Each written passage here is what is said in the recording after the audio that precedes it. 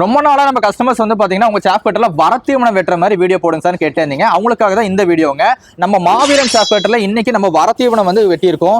எப்படி வெட்டியிருக்குன்னு வந்து பாருங்க. உங்களுக்கு பச்சை தீவனம் ஆகட்டும் வரத்தீவனம் ஆகட்டும் உங்களுக்கு இந்த மாதிரி பீஸா சுலபமா வெட்டி தந்துரும். பச்சை தீவனமா இருந்தா 800 இருந்து 1000 கிலோ நீங்க வெட்டிக்கலாம். வரத்தீவனமா இருந்தா 400 இருந்து 450 கிலோ வெட்டிக்க முடியுங்க.